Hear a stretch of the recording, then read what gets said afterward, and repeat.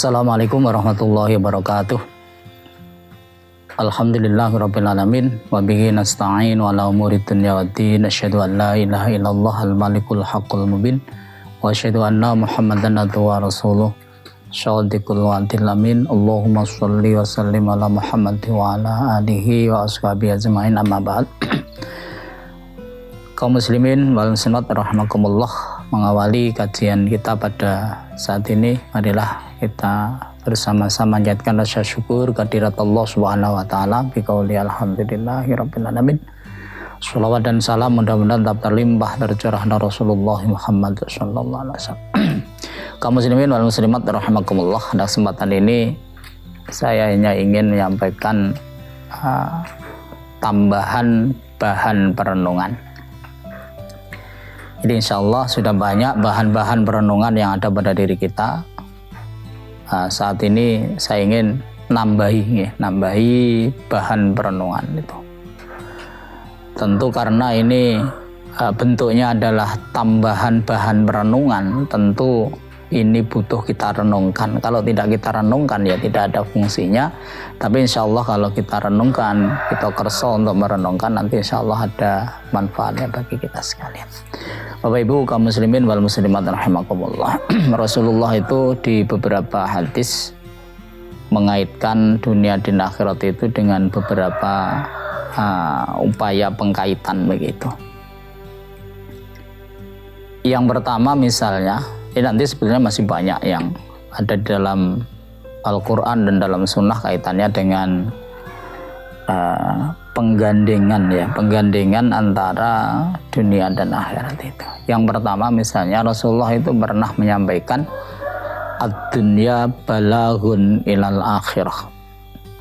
Dunia ini adalah batu loncatan menuju akhirat.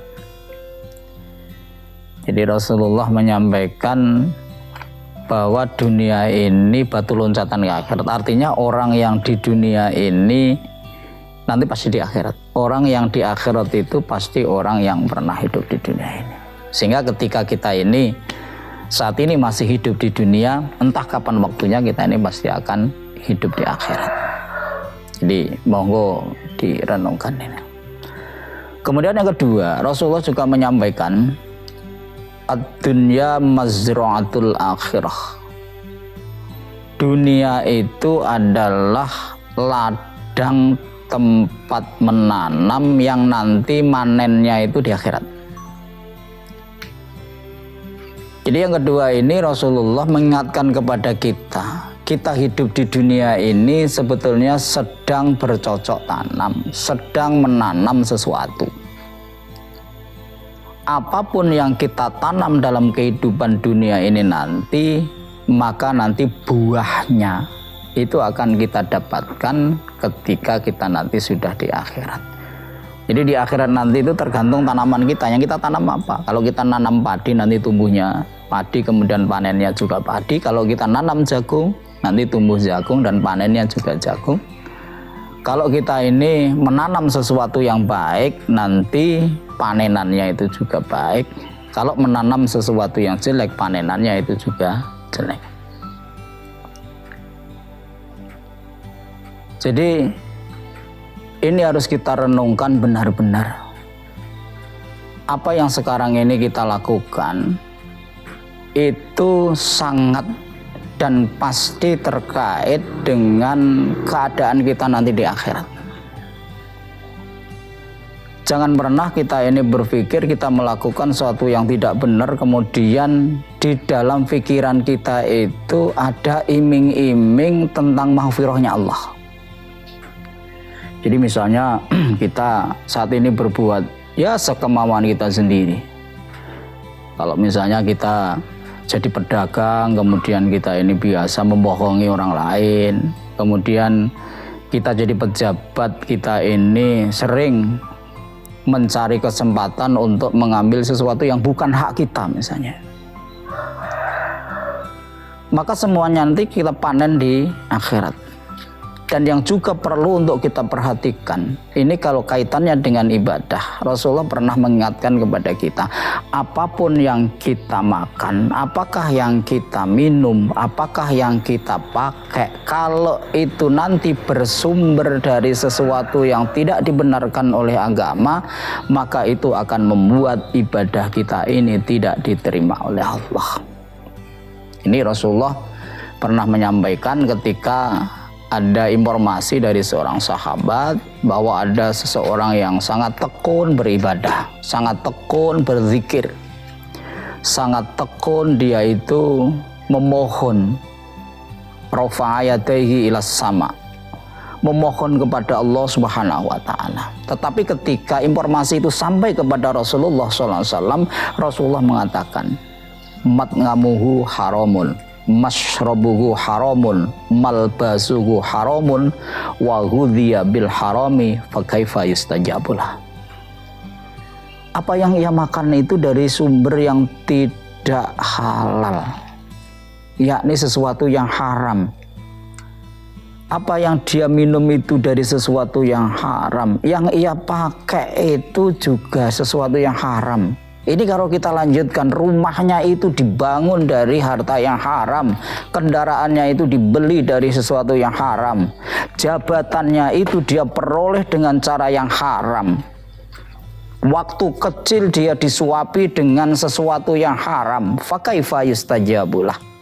Lantas bagaimana ibadahnya itu diterima Allah? Lantas bagaimana doanya itu diterima oleh Allah?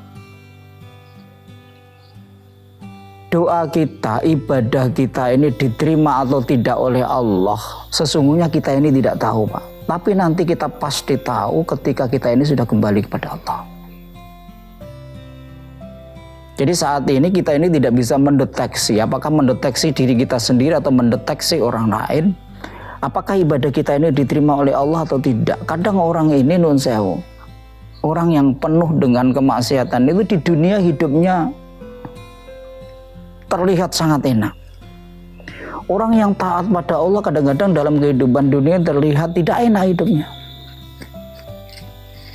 Sehingga enak atau tidaknya orang hidup di dunia ini itu tidak bisa kita jadikan alasan bahwa ibadahnya itu diterima. Makanya yang terpenting bagi kita, bagaimana sesuatu yang haram itu bisa kita hindari. Baik itu kita hindari dalam bentuk makanan, dalam bentuk mikunan, dalam bentuk pakaian, dalam bentuk uang yang mungkin kita gunakan untuk beribadah. Misalnya kita korupsi, kemudian kita ini daftar haji, kemudian kita haji. Ingat, yang kita pakai untuk haji itu uang dari yang halal atau yang haram. Karena haji ini ibadah. Maka nanti manusia ini banyak yang tertipu, merasa dirinya itu tertipu ketika kembali kepada Allah. Kalau masih di dunia ini mereka merasa tidak tertipu. Tapi nanti kalau kembali kepada Allah, orang ini merasa tertipu. Saya haji tertipu, ternyata tidak diterima oleh Allah. Saya sholat tidak diterima oleh Allah. Karena apa? Makanan saya haram, minuman saya haram, sarung ini juga haram, kopiah ini juga haram, dan sebagainya. Maka ini mari kita jadikan bahan renungan kita ini. Karena dunia ini gandengnya itu dengan akhirat. Dan dunia ini adalah ladang untuk bercocok tanam, dan nanti hasilnya itu akan kita petik ketika kita ini berada di akhirat. Betul Bapak Ibu sekalian, maghfirah Allah itu luar biasa, ampunan Allah itu luar biasa. Seberapapun dosa kita ini akan diampuni oleh Allah ketika kita ini memohon dengan sungguh-sungguh memohon ampunan Allah. Ini memang betul. Tapi coba bayangkan kalau kita saat ini sholat, saat ini puasa, saat ini berzikir, saat ini beribadah, saat ini kita mengambil haknya orang lain, lantas ibadah-ibadah kita ini diterima oleh Allah atau tidak? Ini yang jadi persoalan. Padahal Bapak Ibu sekalian, kalau ketika melihat dari ayat-ayat Al-Quran, ternyata Allah itu menilai ibadah kita ini bukan sesaat setelah ibadah itu selesai saja, tapi Allah menilai ibadah kita ini setelah selesai ibadah itu sampai kita ini meninggal dunia. Ini akan dinilai terus oleh Allah. Makanya Allah kan sampaikan, misalnya nun sewu, la tubdilu shadaqatikum bil manni wal adha. Jangan kamu batalkan, coba ya. Jangan kamu batalkan sedekahmu itu bil manni wal adha, dengan cara kita ini menyebut-nyebut ibadah kita, sedekah kita itu wal adha, dan juga menyakiti orang lain. Sampai kapan itu akan dinilai Allah? Sampai kita ini meninggal dunia.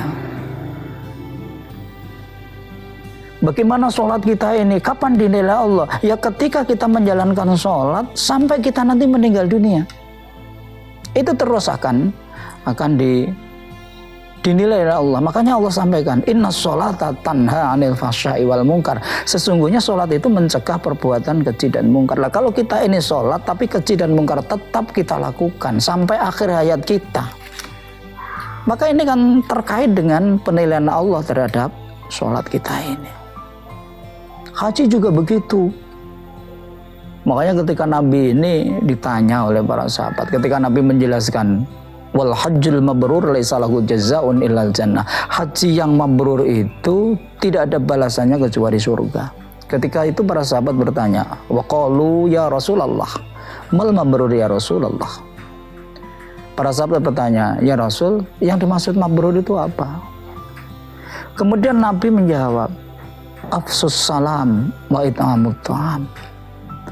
Haji yang mabrur itu adalah haji yang ketika selesai haji itu afsus salam. Orang yang berhaji itu selalu menebarkan keselamatan, tidak mengganggu orang lain, tidak mengambil haknya orang lain dan sebagainya.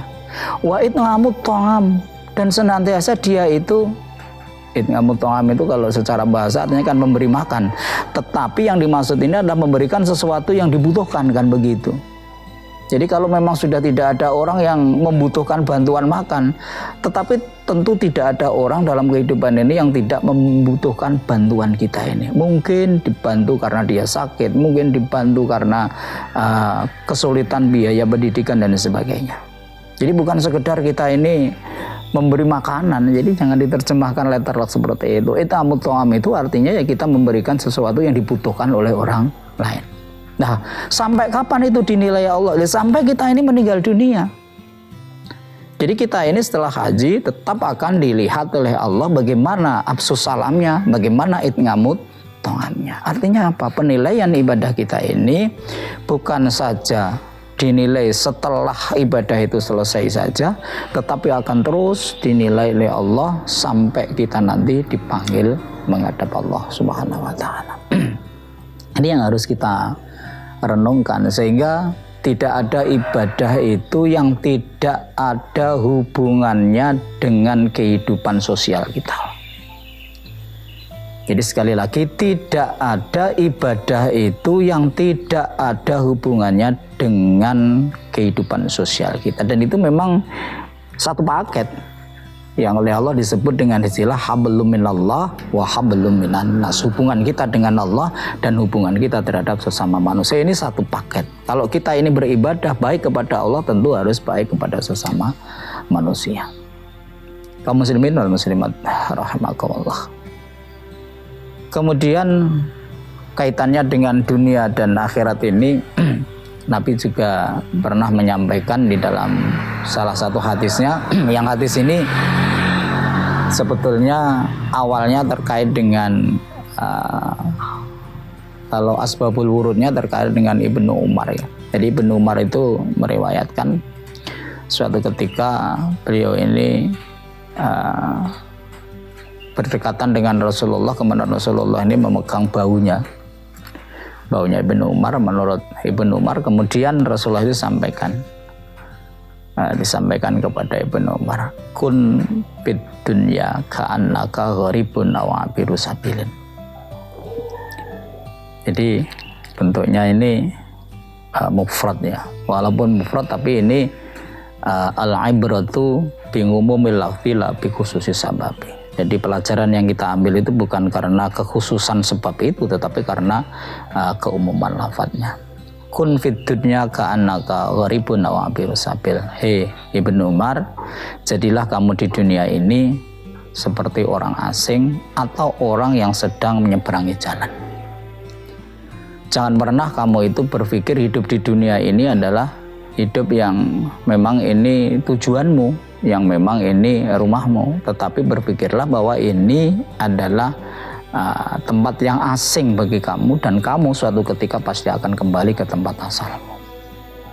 Jadi ketika kita di dunia ini, kalau diibaratkan sebagai orang asing, ya gambarkanlah misalnya saat ini kita sedang bekerja di mana begitu, di Korea, di Taiwan begitu. Maka kita harus berpikir bahwa suatu saat kita akan pasti pulang ke tanah air kita. Makanya hasil dari kerja kita di Taiwan, di Korea itu jangan dihabiskan di sana, tapi transfer ke dunia, transfer ke tempat tinggal kita ini. Ketika kita ini hidup di dunia ini, jangan dihabiskan hasil kita ini untuk kehidupan di dunia ini, atau kita biarkan, kita simpan, jangan, tapi transferlah ke akhirat. Karena kita nanti akan ke sana. Kalau kita hidup di dunia ini kemudian hasilnya kita habiskan di dunia ini atau kita simpan saja, maka yang kita habiskan dan kita simpan untuk keperluan diri kita sendiri itu tidak akan sampai kepada akhirat. Tapi transfer ke sana sebelum kita nanti sampai sana. Apa itu bentuknya? Ya sedekah, ya infak, ya wakaf, santunan dan sebagainya. Yang itu nanti berarti kita ini sedang melakukan transfer terhadap hasil kerja kita di dunia ini untuk kepentingan kita ketika kita nanti sudah kembali kepada Allah.